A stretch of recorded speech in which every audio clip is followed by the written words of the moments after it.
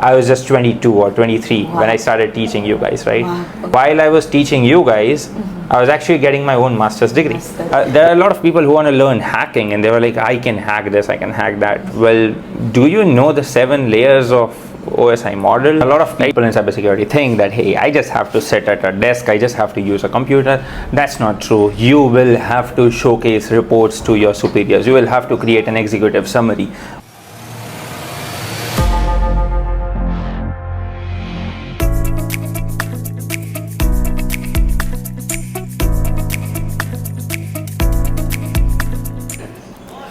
Hello guys, welcome back to the season 2 of the Hackers Hangout, and this is our very first episode.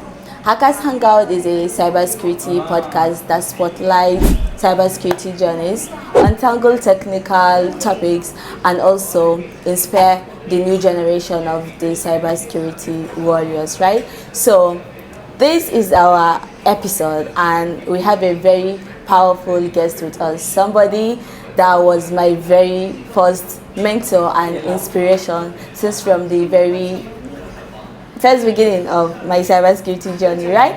And that's why I'm super excited about this episode, and I'm very sure you all are going to be excited about it. So welcome. Hi, yeah, good to be here. Yes, sir. Thank you, sir, for being here with us. And we are going to start now. We would love you to introduce yourself. Sure. Yeah. I mean, there's a lot of stuff.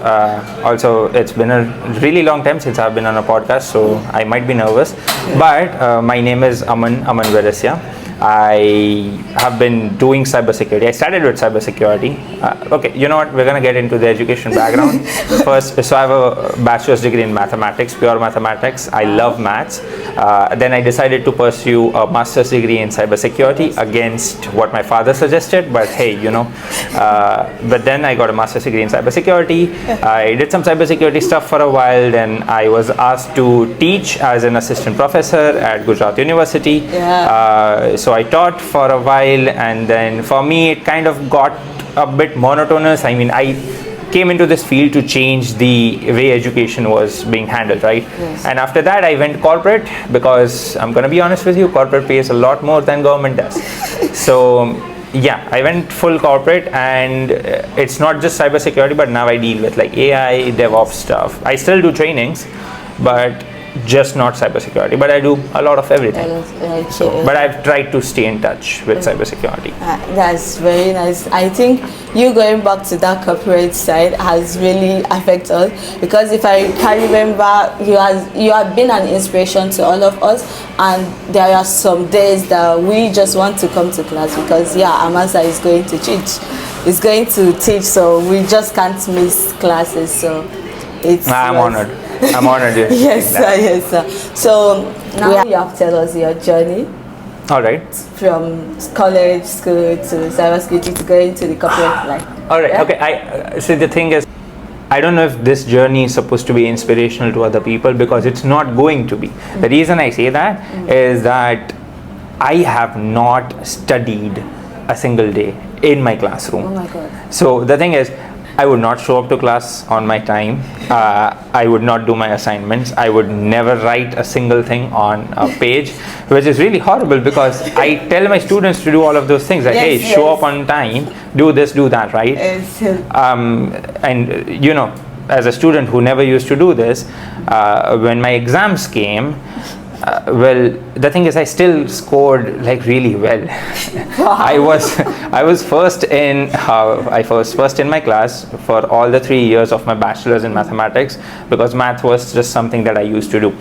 When I was in second year, I used to teach first year students. My job essentially, it wasn't a job per se, but the dean of the college reached out to me, and they said that, hey, we want more people to choose maths. And so I would go to like first year classroom students, and then I would get them excited about mathematics and stuff, and they will love it. So that is essentially what I want, because see, if you hate maths, the fault is not yours. The fault is not of maths itself. The fault is of your professor, is what I like to think. Yes. Right? I don't think math is a bad subject. I think you just have sometimes you just have people who are not excited enough to teach that, right? Yes. That was math. Then COVID happened, everyone took a hit. My mother did not want me to leave where I was from, like in my hometown. My mother's like, hey, you gotta stay home, just stay home. And then I took a drop year, and then I started with my master's, right? Once my master's started, thank you. Thank you so much. I think this one's for the yeah. camera lady. All right. Yes. So that's what happened, right? The COVID started, and then I just took a drop year. I was still tutoring people. I started taking computer classes for my classmates, essentially. We had mathematics. We had to do like a bunch of research papers and stuff, and then I just used like Python. And then my professor was like, hey, why don't you just teach this, right? So I started making videos, and that's how I started with the video thingy, which I'm sure was one of your questions, but I'm gonna avoid that for now. Then I did my master's in cybersecurity. I had a backup college lined. The thing is, I never went to college a single day in masters. I only went there for exams. The thing is, after my first semester, it was completely online. In my second semester, we were sent for internship at a place. And the thing is, my work was done, and I had to go take a Python class at like 3 p.m. or something. So at like 2:30, I reach out to whoever is my superior at the place that I'm working, where I'm interning. And I asked that person, I was like, hey, sir, my work is done. Can I just go for like 2 hours? I have a Python class. Yes. And I said that I have a Python class, and he's like, oh, that's so nice, you are learning Python. And then I was like, no, I'm taking Python classes. And he's like, okay, how about this? You come back, and then how would you like to teach at Gujarat University? And I was like, okay, that sounds like a really good idea, right? And I was like, hey, is it gonna pay? He's like, yeah, not much at start, but it will pay. And so that's how I started with my college stuff. Not a lot of people know this, but while I was teaching you guys, I was actually getting my own master's degree. Because a lot of people thought that I must be older to you by like 7 to 8 years, but in reality, I was just 22 or 23 when I started teaching you guys, right? Okay. So a lot of people thought I was like 27, which kind of is, I mean, funny, kind of offensive, but yeah. We all think like that. So that's my job. Yeah, you deserve respect, sir. So I think it's not about going to college to some certain extent. It's about knowing what you are doing and knowing what you love. So from wherever you are, as far as you have passion for what you want and you keep going through it, that's all. That's why you pass the exam. Yeah. If other people don't love what they are doing and they don't go to college and they don't study, they will definitely not pass the exam. Yeah. They don't know what they are doing, but you know what you are doing, and I think you have passion for the maths itself. So I don't want to give the bad message to people. Kids, go to college. Don't skip college. And skip college. But yeah. So yeah, I mean, yeah, you summarize it pretty good. Yes. Okay, so sir, from all this, people in cybersecurity. Yeah. Do you think that like you need certification? Does it really matters for beginners? It depends. What's your goal when you say that? Does a certification matter? What do you want to do with the certification? Maybe entry level to get like started, take a job. To take a job. So yes. see, the thing is, sadly, to answer to a lot of your questions is usually it depends what company you are going for. Some companies really care about what certification you have. They really care about what it means to, that hey, you have a knowledge. Some companies you just razzle and dazzle whatever the technical trainer or whoever is taking your interview, and that's just more than good enough, right? When it comes to learning, I don't think that you need to get a certification. I don't think you should run behind certain certifications and make that your life goal. For some people it's useful. The reason I say that is some people need something to work towards, and following a certain curriculum, following a certain path is helpful for them, right? But that's just my personal opinion.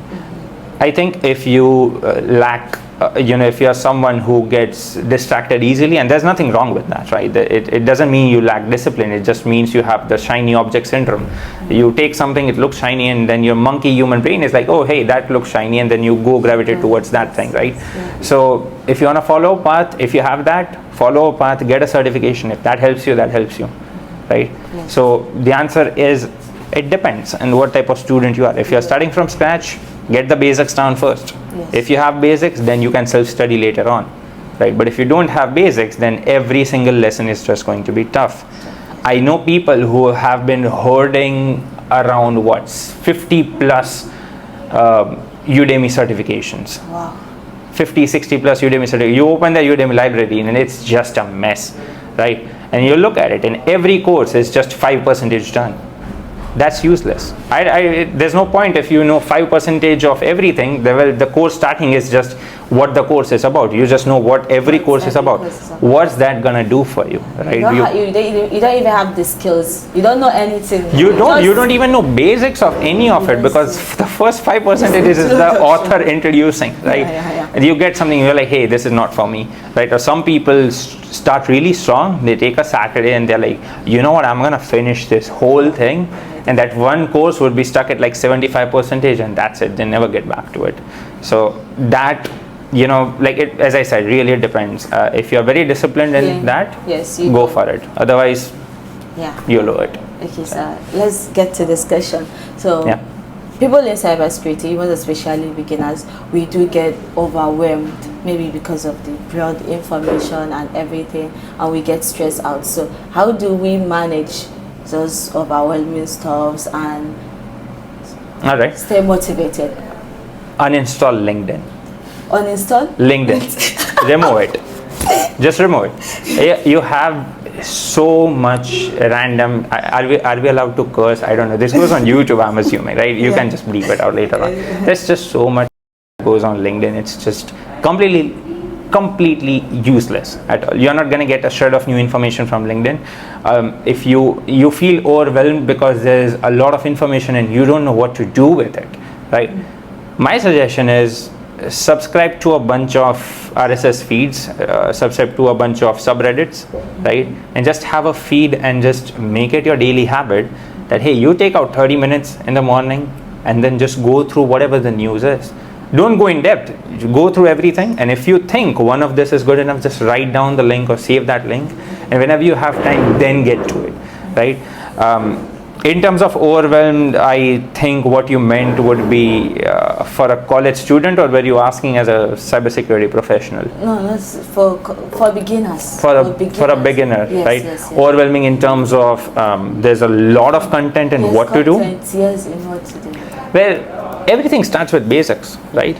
There are a lot of people who want to learn hacking, and they were like, I can hack this, I can hack that. Well, do you know the 7 layers of OSI model?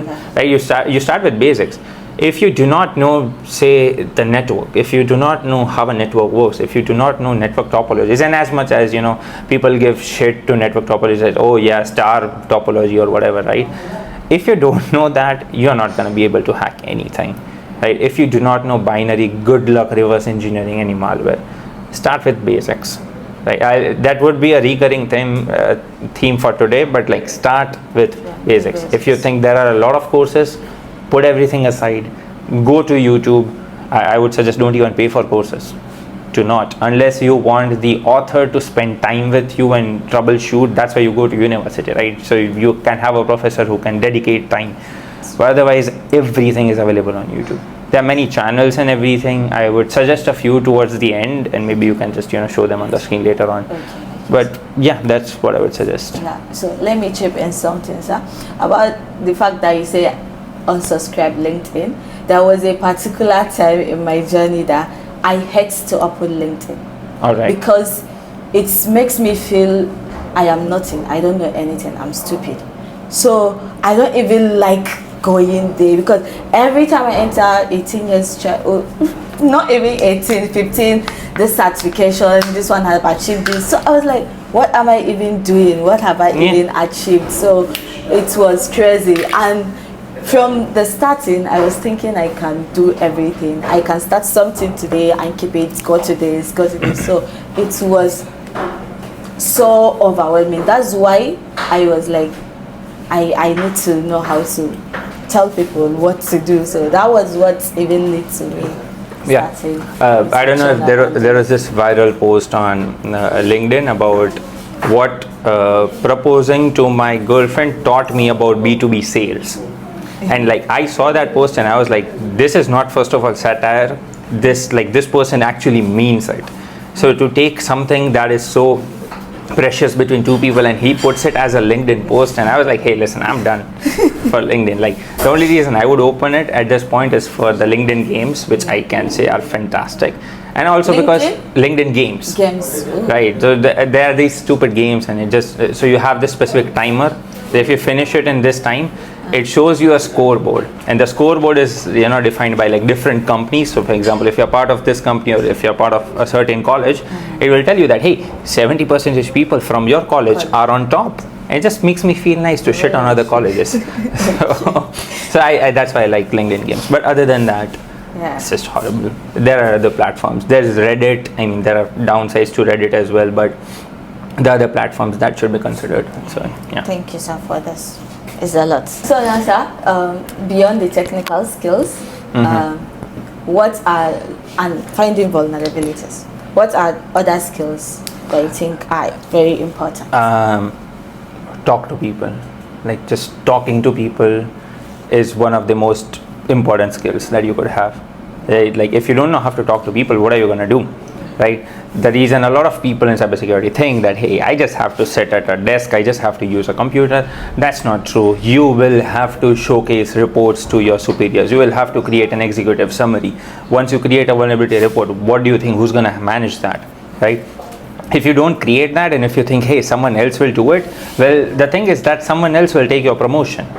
Right, that someone else is gonna go ahead and you're just gonna be stuck at a terminal. That's it. There are some people who are really introverted, and that's fine, but you should know how to be able to communicate your point, and that's what matters, right? Yeah, I mean, there was a specific case.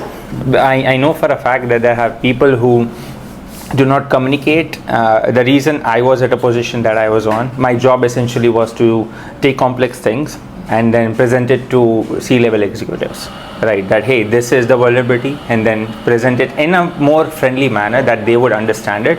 So you need to be able to take technical junk and convert it into a normal something. For people to understand, for normies to understand. Yes. And for other people on the internet, another advice is just touch grass. That's it. Just go out, touch grass. That's fine. Don't be cooped up in your room all day. That's what I would suggest. The security landscape is evolving frequently. Right? So, what are what are some of the tools or advice you give to stay current about what is happening? So, one of the oldest tool that you should know, and everyone should know this, is, and once again, it's very cliche, this is something that everyone has to learn, it's Nmap, right? Nmap is such a versatile tool. Trust me, it's not just a network scanner or network mapper. Everyone thinks Nmap just means network mapper. No, that little tool can extract vulnerabilities, it can generate reports, it can use CVEs to actually just automate test the entire network. Like a simple command as just nmap svsc and then just put the subnet, will scan more than, well, it's not just limited to 255 hosts, right? If you put an entire subnet, it will scan thousands, literally thousands and thousands of different devices for a specific thing. It's really strong for automation stuff. So Nmap is a first. Learn it properly. Second is burp suite. You'd be surprised. A lot of people do not know what burp suite does other than just take the proxy tab and just forward request or change request, right? Just intercept stuff. But burp suite is much more powerful. It has a repeater, it has an intruder, it has a lot of different stuff.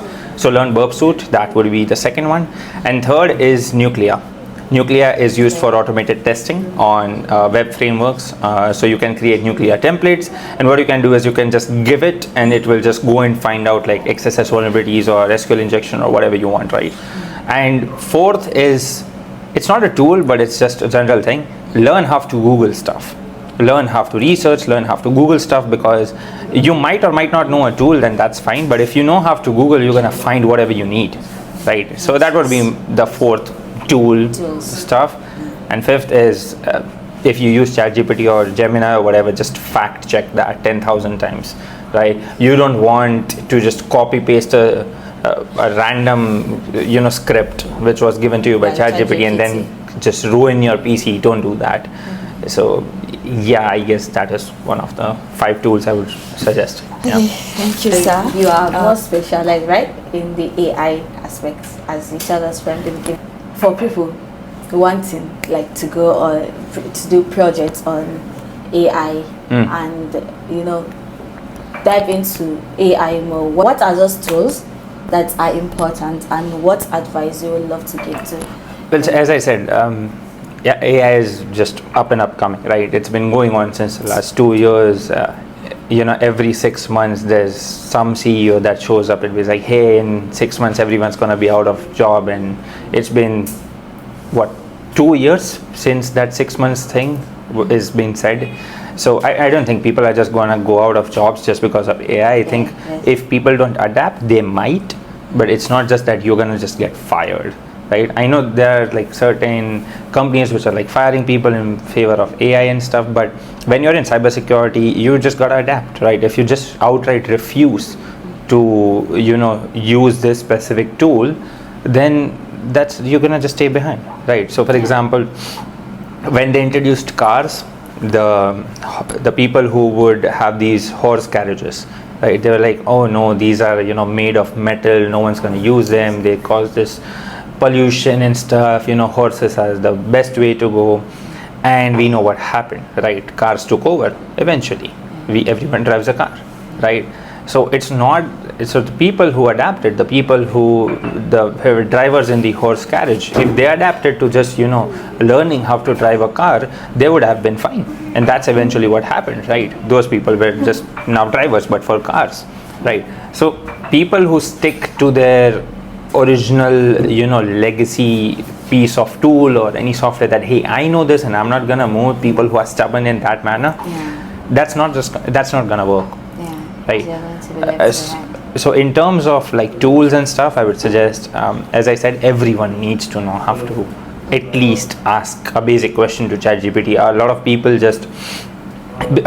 don't even know how to ask questions to ChatGPT, because a lot of people don't necessarily know how to ask a question. It sounds very weird, like, hey, people ask questions all the time, but I've been teaching for 2 years, and trust me, like students sometimes don't know, right? I for example, I have this community on WhatsApp, and one of the group is troubleshooting group, right? And someone like that, the entire point of troubleshooting group is that hey, you can come in and you can ask whatever question you want, whatever related to programming, tech, AI, anything, cybersecurity, right? A lot of people just show up without a screenshot. They would just write one line of sentence. They're like, hey, my script isn't working. And I would like randomly get these messages at like 10 p.m. or something. And now I have like the community is big enough, like we have 500 people. So someone will show up and try to handle it. But back then, when it was like just 100 people, I was the one managing that. And one of my most frustrating things was I would get free at like, let's say 1 a.m. I would get back and I would just type, hey, what script? What do you think? What isn't working? Where's your screenshot? How am I supposed to know? Do you think I'm a god? I am not omniscient. I wouldn't know, right? So I would text back at like 1 a.m. They would text me back in the like 8 a.m. in the morning, and they're like, hey, this script. But they wouldn't tell me what's not working with it, right? Like, what do you mean? So they wouldn't tell me the error, and it gets kind of really frustrating, right? Now, it might seem obvious to you guys that, hey, obviously we should tell the error, right? But when a lot of students are facing the issue, they just copy the command and be like, hey, this command isn't working. It's not working. But that's not good enough, right? A lot of people go to ChatGPT and do the same thing. This isn't working. Well, ChatGPT is going to try to help you. It's going to try to give you some troubleshooting steps. Yes. But how is it supposed to know? Right, and once again, I'm not saying ChatGPT is actual AI. It's not. It's just a predictive algorithm. But you get my point, right? So people need to learn how to ask good questions. Yes. Ask good questions. See, there's a difference between asking a good question and a stupid question. Right? A lot of people would think that, hey, this is a stupid question, I don't want to ask this. No. Stupid questions, that what you guys are calling stupid questions, can be good questions if you just ask them in a certain manner. Like, for example, what people consider stupid questions are like, hey, how does this work? Right? People might think that, hey, I'm supposed to know this, so I shouldn't ask it, and they think that it's a stupid question. But in reality, it's not. Right? What I consider a stupid question is, my Kali isn't working, my Kali Linux isn't working. Tell me more, right? So that's the stupid question. So that's what I would tell to people. In terms of AI, get yourself used to with Python and what Python does. Learn basics, just learn basics. If you know how to print stuff, if you know how to debug, that's more than good enough, honestly. If you want to create projects in AI, just I would suggest learn how requests are made, learn what HTTP requests are, learn what's a post request, get request, all of that stuff. Go to Open Router, go to OpenAI, whatever, pick one API provider, and then just get an API, right? Get an API from there and take the API and then just put it inside your Python code and just call the API to call the LLM. Right, you don't need to go to ChatGPT to actually ask a question. You can just do it programmatically, and you can create so many projects.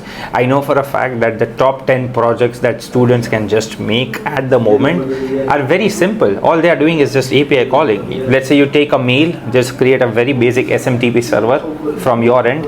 Let's say all the mail that you are getting, you pass it through ChatGPT, right? You pass it through an API, and hey, is it spam or not? You just output a spam score. And that's more than enough.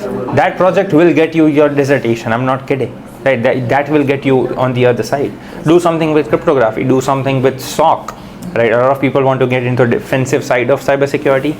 Do this. Right? That's just more than enough. So in terms of AI tools, keep on exploring. There are a lot of people on YouTube who actually teach that.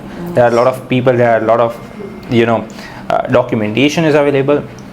But as I said, people keep coming to me, and once again we are kind of going off rails from your main question, but a lot of people come to me and they're like, I want to learn this, right? And I'll be like, okay. And they're like, how do I learn it? And I'll be just like, just go on YouTube and search. And they're like, what do I search, right? What do I do? What channel to follow? What's the path? People are like, I want a path, yes. Right? You don't want a path. You just want someone else to tell you to do something. Right? You just want someone else, and it's called learned helplessness.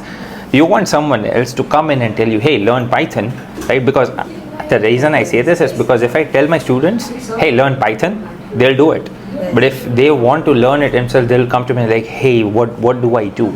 We're like, hey, this video, just search learn Python. There's like a 4-hour course. There are like thousands, if not millions of people actually uploading tutorials. So just do that, right? So yeah, that's more or less my rant about whatever. So now what can you say about prompt engineering that the way people like? Prompt engineering is just manipulating LLMs to get what you want, right? As I said, LLMs are not actually sentient. They are not sentient. What they are is, you must know, right? On your keyboard in iPhone or Android, you have the 3 different options. Whenever you type something, you have the predictive text. Yes. I don't know about you, but we used to play that game that, hey, what happens if you just keep on hitting the middle prediction option? What do you get, right? So you keep on hitting the middle option, which is the, and then something else and something else. So it will just pull out an entire sentence, right? That's essentially what ChatGPT is. It's going to take one token, which is just a word, and then keep on generating more and more stuff, which would be more likely, right? That's what an LLM does. Once again, if you want to go more in detail, I'm pretty sure I have a video on my channel. Go check it out. But that's what it does. And so if you prompt it in just the right manner, it will tell you what you want to know.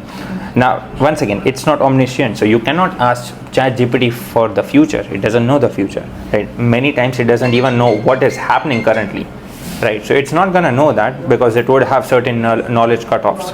But regarding prompt engineering, just learn how to, I don't want to say learn how to be a better manipulator, but learn how to manipulate. That's it. It should be fine. Learn English. You'll be okay. Looking at the future, looking at what is happening in the tech field, or let me say the cybersecurity field itself, what are those aspects that you think are very are go-to for the new entrant, for new cybersecurity? Like what tech they should get in, or what role do you think is more encouraging or motivating? Like now I am done with cybersecurity. Yeah. So what is that aspect that you think, let's put passion aside, but what is that aspect that you think is more encouraging for people to go to? Be curious is what I would say. If you do not have curiosity, you're not going to go that far when it comes to cybersecurity, or to be honest, any field. If you're not curious about stuff, well, how are you going to learn it, right? If you're not going to have the drive, if you're not sitting at like 3 a.m. over your laptop trying to learn something, you don't really have a curiosity. I don't believe so. Right? If you are waiting for your teacher or your professor to come and tell you that, hey, do this, or if you're waiting for your manager to come and tell you, hey, do this, learn this, that's not curiosity. You might want to be learning it yourself. I know a lot of students who would always take a look at syllabus and then just always be one chapter ahead of what I'm going to teach, because they are just excited about it and they want to, what's going on. They just want to know what's going on in the class before I even say it. So have that curiosity is what I would suggest. A lot of people, once their college is done or whatever, they feel kind of aimless that, hey, what do I do now, right? A lot of people find pleasure in blogging, or a lot of people find pleasure in logging, or a lot of people, let's say like you just want to take the media side of cybersecurity and want to just let other people know what's happening, right? It depends. Everyone finds their own passion in their own way, and the only way to do that is just exploring, right? If you don't explore with curiosity, you are never going to know. Without exploring, sad to say, you ask me that, hey, what should I do or what should other people do, I cannot make that decision for them, right? They need to explore it themselves. So that's what I would say. If you need help exploring, you can reach out. Obviously you can reach out to anyone, right? That's the entire point. I'm here to help, but you gotta explore, right? On a side note, and I'm gonna call out on a lot of people from my community, a lot of times someone would come to me and they were like, hey, I want to learn this, and my first barrier to entry, and because see, the reason is I have to have barriers of entry is because I cannot tutor 500 people all the time, full time. I have a job, I have my own life, right? That's why I make it very strict that, okay, I don't do anything else on a Saturday and Sunday, this being the exception, right? Because there's coffee involved. But I cannot do that. That's not my job. I don't earn money from this, right? And if I was free, I would do it. If I was free, I would do it for free for everyone, right? But the thing is, my first barrier to entry is if someone asks me that I want to learn this, I would give them resources. I would be more than, be happy enough to point them in the right direction. Yes. But once they are in the right direction, I tell them, you get back to me after 7 days. And if you're not back here to ask me for further resources, I'm not going to ask you. I'm not going to take follow-up. It's not my responsibility or my job. Right? Unless you are paying me, which in that case, I'm going to call you every single day to ask, right?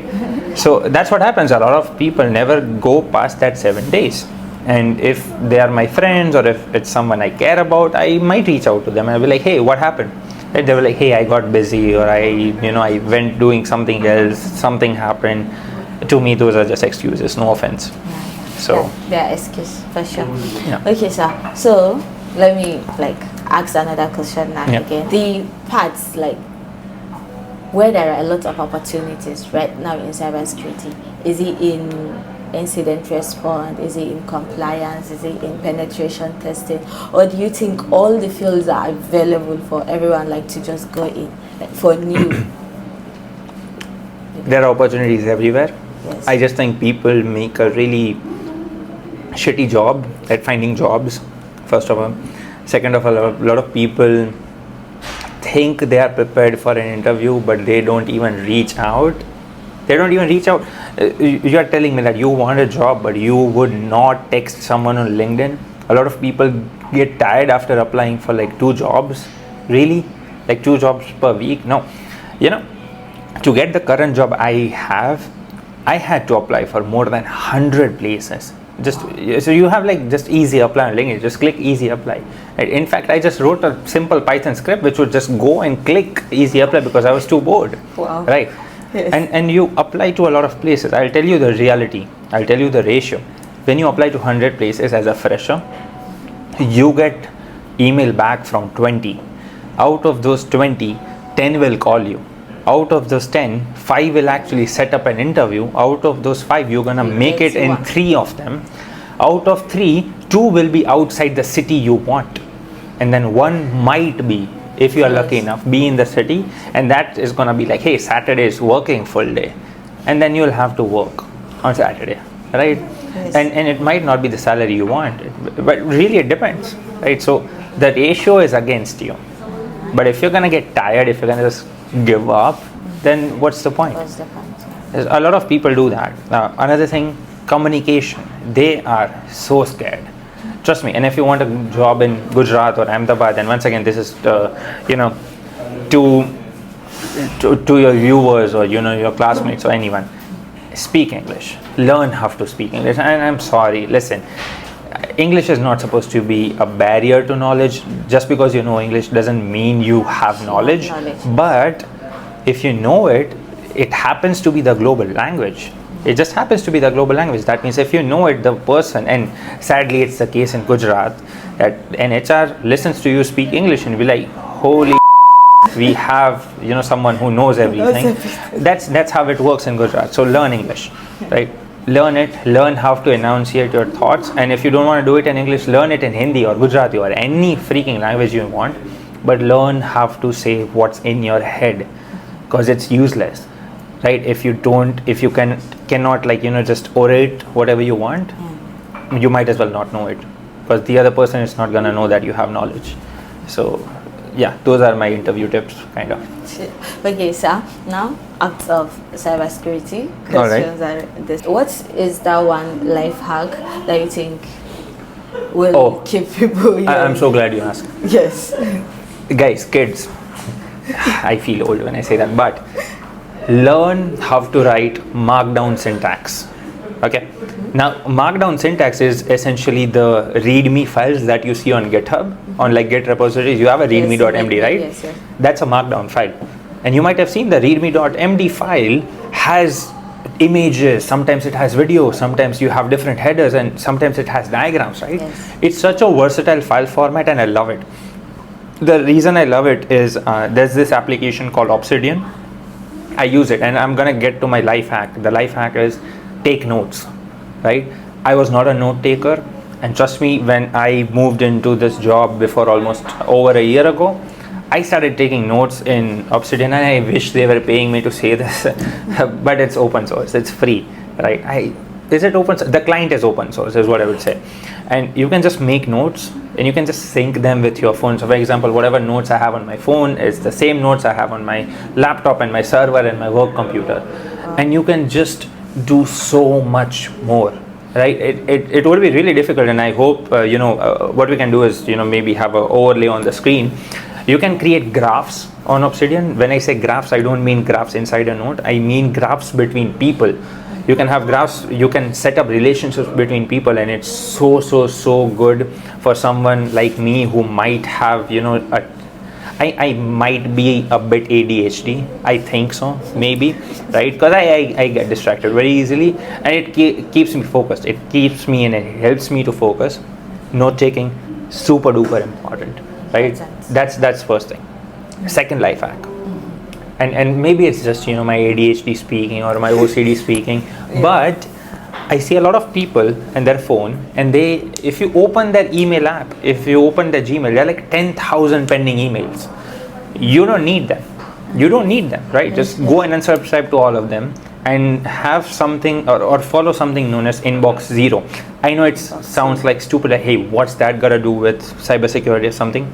Trust me, you will miss out on so many emails. You will miss out on so much important stuff. You will miss out on maybe some HR reaching out to you, or maybe a job offer.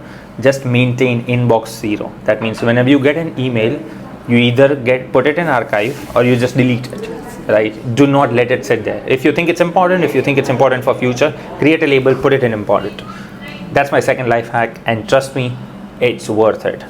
And the third one is learn how to use Git. Just learn Git. It's not that difficult. Learn version control, regardless of if you're in cybersecurity or if you're a software developer, you should know Git. Otherwise, I don't think you deserve an interview, but learn Git. Learn GitHub. most of your tools, everything in cybersecurity is open source, most of it, right? You're going to find it on GitHub. I know a lot of people, if they want a tool, I give them a GitHub repo, and they're like, hey, there's no readme file, there's no pip install. You know, a lot of people do pip3 install -r requirements.txt. Yes. God, you don't need that every time. Just learn how to do that. You don't need some stupid readme file to tell you that, right? So just learn how Git and GitHub works. And fifth one, and I'm so sad to say this, a lot of people don't even know Linux, right? A lot, like, hey, if you're in cybersecurity, what are you doing? You need to learn Linux. You need to know how, at least if you can open up a terminal, right? And if you do not know a single command, shame on you, right? If you're in cybersecurity and if you're using Linux or anything, and if you prefer GUI over CLI, then I have some news for you, buddy. You're not gonna get that interview, right? No offense, but CLI is faster. It's faster and it does get the job done more than whatever your GUI is to, right? It's just so primitive. Clicking around folders and stuff, it's not gonna work, you know. So yeah, those are my 5 life hacks or whatever. Trademark somewhere. Yes, about the Gits, there are a lot of videos on YouTube. I think I once asked her about this particular question one time. Do you have like some videos on your channel for I'm Gits? considering making one. So the thing is, I author on courses. I make my own courses, right? I have a partnership with one of the companies and stuff. They sell my courses, but I mean, I might just make one for my own YouTube channel. It's just like free for all, right? There are other resources as well. There are many other resources who do a lot of most better job.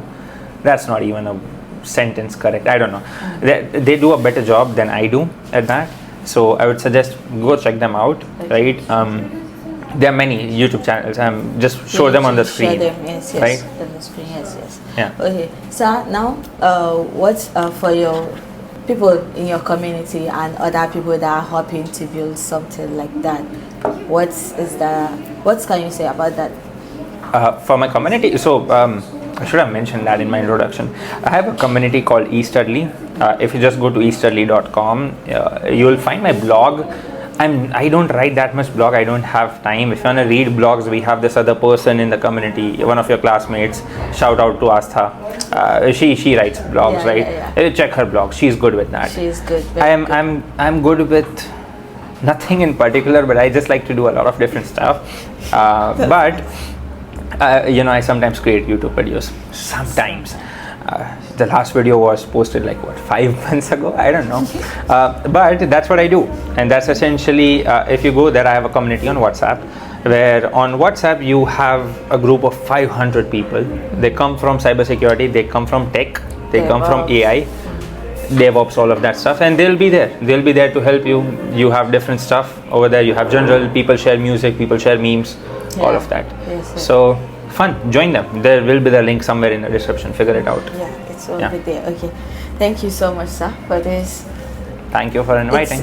Yes, thank you for being on this table, because everything here is so, you know, motivational and encouraging. There are a lot of insights for us to take along with. I hope so. Yeah. So, anything to say before we kick? Wait, you put this on YouTube, right? Yes. Like, share and subscribe. Come on, like, share and subscribe. The subscribe button, if you're not if you're not subscribed already, it should glow up right now. That's how YouTube works. So if you subscribe, you will get more stuff. You know, it's one of those chains. Like, hey, if you don't forward this to like 5 people, your family might die or something. I'm not kidding. So just subscribe, and that's it. Share it with other people. Thank you, sir. Keep watching. And you know where to find me, eStudly.com. Yeah, eStudly. Yeah. Okay, thank you guys for watching this video. Let's meet again in the next episode. So for that, peace out. Bye-bye.